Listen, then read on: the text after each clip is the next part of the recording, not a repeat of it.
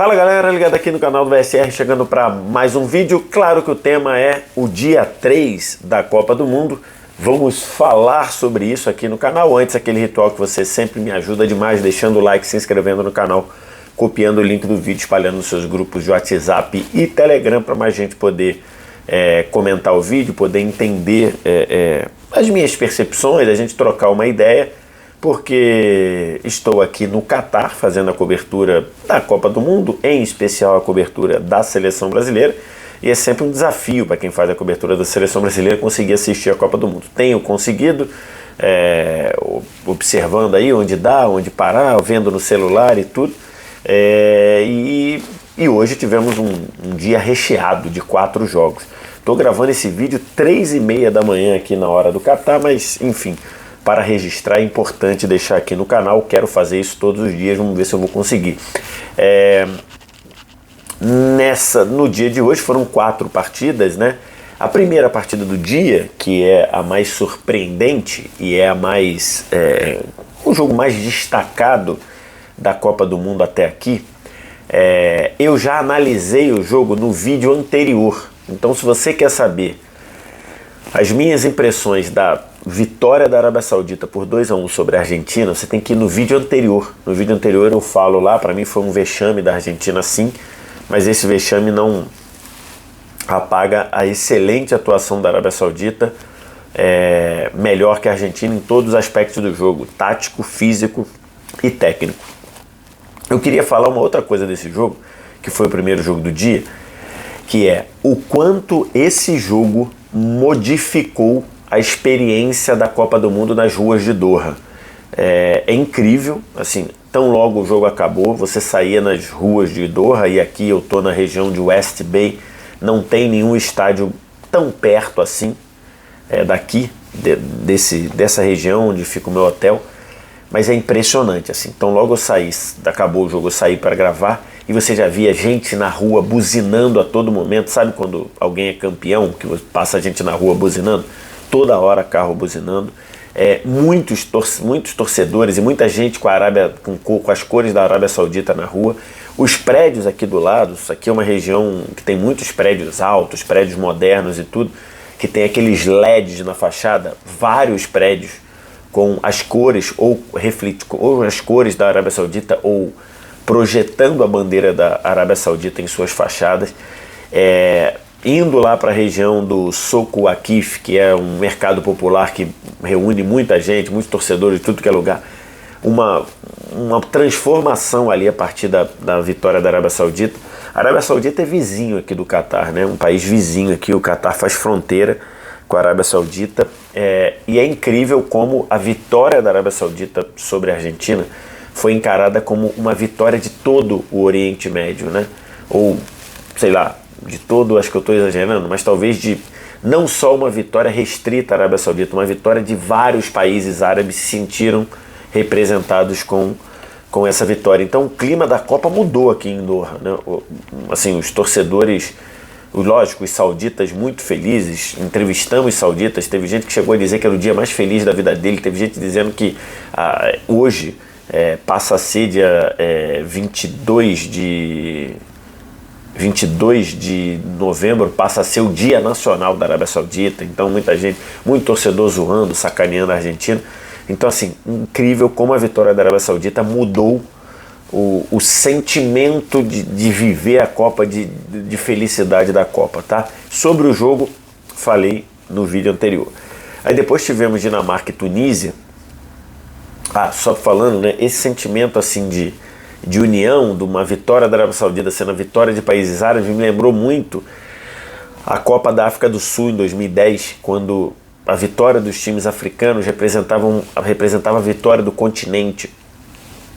Quando, por exemplo, o Gana teve a chance de ir para a semifinal da Copa, né, naquele pênalti lá da mão do Soares e tudo, ali era a sensação de ser a vitória da África, não de Gana. E foi um pouco parecido com o que eu senti aqui. Muitos torcedores do Catar felizes com a vitória da Arábia Saudita, muita gente com a bandeira do Kuwait, muita gente com a bandeira dos Emirados Árabes.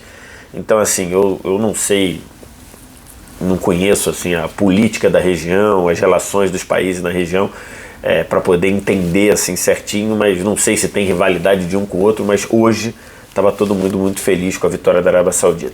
Aí depois tivemos Dinamarca e Tunísia, que, lógico, dentre as seleções mais fortes, a grande decepção de hoje foi a Argentina, por razões óbvias, mas a Dinamarca me deixou muito decepcionado também. A Dinamarca ficou no 0-0 com a Tunísia, e se você for observar, a Tunísia ficou mais perto de vencer do que a Dinamarca. Acho que o 0-0 foi um resultado, um empate talvez foi um resultado justo. Uma Tunísia um pouquinho melhor no primeiro tempo, o Schmeichel fez uma defesaça para garantir o 0-0 antes do até o intervalo. No segundo tempo, o Cornelius, o atacante reserva da Dinamarca, entrou e furou uma bola ali a 1 centímetro da trave direita, ele ia fazer o gol, ele furou a bola. Se ele tivesse ido com o pé, ele faria o gol. Se ele tivesse acertado a bola com a cabeça, ele faria o gol. Ele acabou furando e perdendo o gol. E, num geral, uma Dinamarca que não conseguiu jogar. Uma Dinamarca que jogou de três formas diferentes ao longo do jogo. Começou com o Delaney no meio e ao lado do Eriksen. Aí depois o Delaney se machucou e entrou o Damsgaard jogando por dentro. Então começou com 3 zagueiros, que já foi um pouco diferente do esperado. Aí depois entrou o Damsgaard e passou a ter um tripé de meio campistas ali por dentro, não funcionou. E por fim tirou o Kjaer e botou ali jogadores de frente e passou para um 4-4-2, com o Eriksen jogando como um camisa 10, um meio atacante, e também não funcionou. Deixa eu até pegar aqui o nome dos jogadores para falar o nome certinho. A Tunísia, com uma marcação muito forte. Vale lembrar, dos últimos jogos da Tunísia, ela só tomou gol contra o Brasil, também tomou logo 5, mas só tomou gol contra o Brasil. E os 2 volantes da Tunísia, que eu quero pegar aqui, cadê? Não, deixa eu ver se eu acho aqui, o Laidoni e o Skiri, os 2 dominaram completamente o meio-campo da Dinamarca, com pegada, diminuindo distância, pressionando o homem da bola, roubando e acelerando, tentando acionar os jogadores de frente. Teve mais volume, teve bola escapada, teve alguns lances ali de impedimento por milímetro, e teve essa defesa do Schmeichel no fim do primeiro tempo, uma defesaça para manter o 0-0. No segundo tempo, a Tunísia começou cheia de gás também. Aos pouquinhos a Dinamarca foi arrefecendo a pressão. Acho que a Tunísia também cansou um pouco e em determinado momento começou a flertar com o empate, ou entender que o empate era muito bom. E aí a Dinamarca cresceu, mas cresceu bem longe dos jogos que a gente já viu a Dinamarca fazer. Cresceu bem longe do futebol apresentado por muita gente na Euro, por exemplo, e o futebol que fez muita gente imaginar que a Dinamarca pudesse ser uma das surpresas da Copa. Jogou mal a Dinamarca, não funcionou. O Mahler, pelo lado esquerdo, praticamente não teve nenhuma chance de gol. Tentou, vendo que estava tomando muita pressão, tentou buscar umas bolas longas lá para o Olsson, pelo lado direito, e nada funcionou. Não foi uma partida legal da Dinamarca. O time pode jogar muito mais. E no fim, acho que o empate acabou sendo ok. Se fosse um empate com gols, acho que talvez seria até mais justo. Eu não achei o jogo ruim. Muita gente achou o jogo muito ruim. Eu não achei o jogo bom. Em alguns momentos até muito bom pela intensidade. Enfim, acabou 0-0. Acho que a Tunísia deixou uma ótima impressão, mostrando que pode dificultar tanto para a França quanto para a Austrália. Acho que até é a favorita contra a Austrália. E a Dinamarca deixou a desejar. Vamos ver se foi só o peso da estreia. Enfim, a Dinamarca deixou uma imagenzinha de decepção. Aí depois teve o único jogo que até aqui nessa Copa eu não consegui ver. Aqui no deslocamento de um jogo para o outro, eu saí para fazer gravações no jogo da Argentina, entrei ao vivo. Então nesse jogo, esse México e Polônia eu não vi. Eu não vi o primeiro tempo, praticamente não vi nada do primeiro tempo, e vi alguns pedaços do segundo tempo. Vi também o grande momento do jogo, que foi o pênalti que o Lewandowski sofreu, sendo agarrado dentro da área. e depois ele bateu no canto esquerdo do Ochoa e o Ochoa fez uma defesaça. O Ochoa cai no seu canto esquerdo e com decisão, com explosão, e faz a defesa de mão esquerda, evitando o que seria 1-0 da Polônia. No fim, o jogo foi 0-0. A Polônia, pelo que eu vi nos melhores momentos, a todo momento procurando Lewandowski, e nem sempre essa bola chegou apropriada. E o time do México tentando acelerar e sem conseguir. O time do México teve muita bola cruzando a área, mas pelo menos o que eu vi nos melhores momentos lá da FIFA, não teve nenhuma chance de gol. Eu não vi esse jogo, então não vou falar muita coisa, mas fica aí o registro do Ochoa. Muita gente brincando, né? O Ochoa é o goleiro bissexto, aparece de 4 em 4 anos, no ano da Copa e tudo, que acaba sendo uma injustiça, né? O Ochoa sempre foi um bom goleiro. É que a gente fica com essa impressão que, por exemplo, eu não acompanho o Campeonato Mexicano.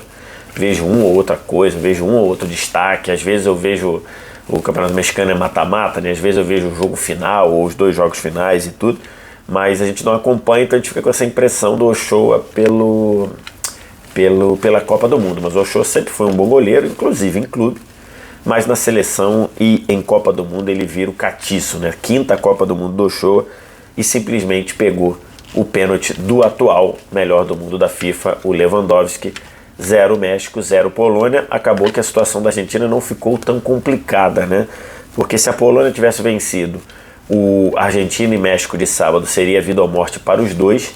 E se o México tivesse vencido, uma vitória do México possivelmente poderia eliminar ou deixar a Argentina numa situação muito complicada, pensando para a rodada final. Então acabou sendo empatado. Uma vitória da Argentina contra o México no sábado já coloca a Argentina ali pelo menos na segunda posição, né? Pelo menos na segunda posição, porque então meio que aliviou um pouco a derrota para a Arábia Saudita. E para fechar a rodada, hoje foram 4 jogos, né? Tivemos o França e Austrália, que tem uma nota tristíssima, que é a lesão do Lucas Hernandes, né? A França que perdeu na reta final de preparação Pogba, Kanté, Maignan, que é o goleiro reserva, Kimpembe, que provavelmente seria zagueiro titular, Nkunku e Benzema. E hoje perdeu o Lucas Hernandes numa jogada pela direita. Ele cai errado ali com a perna, o joelho dá uma bambeada, e ali deu para ver do jeito que ele caiu, do jeito que ele sentiu, do jeito que ele gritou, do jeito que ele reagiu, dava para ver que a lesão era séria, era uma lesão de joelho séria, e os indicativos iniciais é que houve rompimento de ligamento do joelho. Logicamente ele não joga mais a Copa, logicamente ele vai ficar afastado um bom tempo também do Bayern de Munique, e mais um problema para a França. E para piorar, a França nesse lance, e foi na sequência do lance, uma bola lançada pela direita, acabou tomando 1-0. Então era um cenário de jogo terrível para a França. A Austrália jogava melhor, a Austrália começou com muita coragem, com muita aceleração do jogo pelos lados, tanto do lado esquerdo quanto do lado direito, e o time da França sem conseguir se ajustar, sem conseguir se organizar, desperdiçando muitas bolas, e a Austrália fez 1-0. Então era um cenário de jogo terrível para a França, além do aspecto emocional da lesão do Lucas Hernandes. Quem entrou no lugar dele foi o irmão dele, o Theo Hernandes, e a partir da entrada do Theo Hernandes a França melhorou. A França teve muitos problemas para defender o centro do campo. Foi uma França desorganizada, uma França que coletivamente mostrou muitos problemas, e é natural que seja, porque foram muitas lesões, como eu falei, mas a França conseguiu logo depois, numa jogada pela esquerda, empatar com o Rabiot, aparecendo na área para meter o gol de cabeça, e alguns minutos depois, aí com a Austrália já meio assustada pelo empate da França e pela forma como a França tinha crescido com a entrada do Theo Hernandes pela esquerda, a Austrália meio que se assustou e acabou tomando 2-1. Logo depois, numa jogada o gol de cabeça foi do Rabiot, não sei se eu falei, mas enfim, eu já estou cansado, já 3h30 da manhã. Mas depois uma jogada também do mérito muito grande do Rabiot, fazendo a pressão lá pelo lado, na ponta esquerda de ataque da França, roubando a bola, tabelando com o Mbappé, indo para o fundo e batendo para trás para o Giroud. A Austrália estava saindo, né, quando perde essa bola, defesa completamente exposta, o Giroud empurrou para a rede, o gol da virada, que acabou sendo o gol da vitória, e um gol emblemático, né, porque o Giroud não fez gol na Copa de 2018, né? Ficou sendo aquela marca, o atacante que não faz gol, Giroud, atacante que não conseguiu botar a bola na rede uma vez. E aqui ele já marcou não só uma, como 2 vezes, fez o 2-1, e aí foi para o intervalo com a França. Acho que o 2-1 até foi um pouco injusto, um pouco pesado demais para a Austrália, né? A Austrália jogou muito bem no primeiro tempo, conseguindo acelerar o jogo pelos lados, dando muito volume, a França tendo alguns problemas para tanto defender o meio quanto para recompor. O Marcelo Beckler até falou sobre isso no Twitter dele, né? Ele pega uma foto que ele mostra o Mbappé parado no meio campo e o lado esquerdo da defesa da França completamente desguarnecido, então tem esse problema, né? E saiu o gol da Austrália por ali, mas talvez a França virar tenha sido muito para o que a França produziu e principalmente pelo que a Austrália produziu. No segundo tempo, aí não teve jogo, o Griezmann cresceu muito no jogo, aliás não fez um primeiro tempo bom, o Griezmann jogando como um articulador, como um camisa 10, e aí a França cresceu muito a partir da proteção e da capacidade da manutenção de posse do Griezmann por dentro, acionando os lados, então a França cresceu muito pelo lado do campo e por ali construiu os gols do 3-1 e do 4-1, primeiro o Dembélé cruzando para o gol de cabeça do Mbappé fazendo o gol dele, e depois, agora pela esquerda, com o Mbappé passando como quis pelo marcador pela esquerda, entrando na área, cruzando para o gol do Giroud. No fim, o 4-1 foi uma vitória muito boa para a França pelo que estava o cenário do jogo, mostrando que esse time da França ele tem capacidade de, mesmo com 7 desfalques, ele tem capacidade de ser muito competitivo. É um trabalho sólido, é um trabalho de conteúdo do Didier Deschamps, que está desde a Copa de 2014, ganhou em 18. Então, assim, é um técnico que conhece o time, um time que conhece o técnico, e acho que esse time tem qualidade individual demais, ainda com essas lesões, um Griezmann que joga muito, um Theo Hernandes que pode fazer uma puxada excelente pelo lado esquerdo, sem falar no Mbappé, que é um baita jogador, um jogador fenomenal, um jogador que pode ser o melhor da Copa, um jogador que tem condição de desequilibrar na Copa do Mundo, além do Tchouaméni. A gente tem que falar do Rabiot, né, um jogador muito contestado, mas que o Deschamps gosta muito. E hoje foi ponto para o Deschamps que o Rabiot começa. O Rabiot é o personagem que começa a reação da França. Então, assim, eu vou falar mais sobre isso ao longo da Copa, tá? Acho que a França, ainda com os 7 desfalques, ela é um time muito forte e é um time muito perigoso. E acho que pode se tornar ainda mais perigoso. Eu vou falar sobre isso ao longo da Copa. No fim, um 4-1 que ficou muito legal, muito bom em relação ao que foi o começo do jogo, e mostrando ali um poder de reação, mesmo com uma França ainda desorganizada. Foi isso o resumo desse dia 3, né? Tem aí o vídeo da Argentina no vídeo anterior, uma zebraça, um vexame, decepção da Dinamarca, bom jogo da Tunísia. O México e Polônia eu não vi, e acho que uma primeira meia hora muito legal da Austrália e depois uma França que mostrou que ainda tem qualidade. É isso, quero te ouvir, o que você acha, o que você tem para me dizer, o que você está achando desses vídeos que eu estou fazendo aqui para meio que fechar o dia de Copa. Diz aqui embaixo nos comentários, aquele ritual que você sabe, like, se inscrever no canal, copiar o link do vídeo, espalhando seus grupos, WhatsApp, Telegram. Obrigado demais pela audiência, agora eu vou dormir, porque aqui já são 3h48 da madrugada. Valeu, um abraço, obrigado demais pela audiência, valeu.